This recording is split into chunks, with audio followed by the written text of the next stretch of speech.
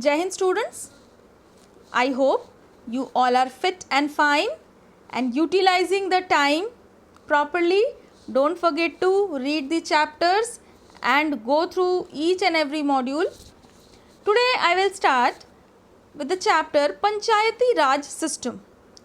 I would like to start the chapter with a very famous quote of the first Prime Minister of our country, Pandit Jawaharlal Nehru, that India is poor because the villages of India are poor, and India will be rich if the villages of India are rich.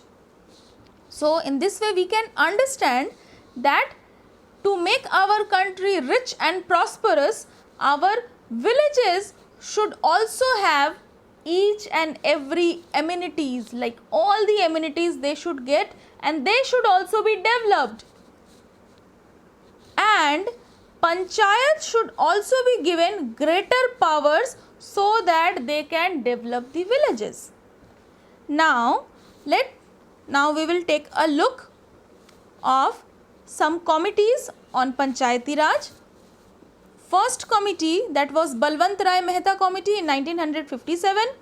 V.T. Krishnamachari committee, that was formed in 1960. Ashok Mehta committee in 1966. Takhat Jain study group in 1977. V.V.K. Rao committee in 1985. Dr. L.M. Singh committee 1986. Now we will know about the important points of or the important elements of this chapter, that is Gram Sabha. First of all, we should know what is Gram Sabha. Gram Sabha is a meeting of all the adults who live in the area covered by the panchayat. This could be only one village or few villages. In some states, a village meeting is held for each village, and anyone who is 18 years old or more than that and the person who has the right to vote is a member of Gram Sabha. Now we will discuss that every village panchayat is divided into wards. As we came to know that every village has its own panchayat. Now every village panchayat is divided into wards, that is, the ward are the smaller areas. Each ward elects a representative who is known as ward member or panch. All the members of the Gram Sabha also elect a sarpanch who is the panchayat president.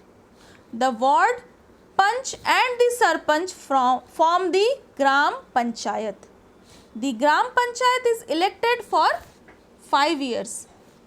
Means that is already a scheduled time, that after every 5 years there will be again the election for the ward members and sarpanch for the election of or for the selection of sarpanch.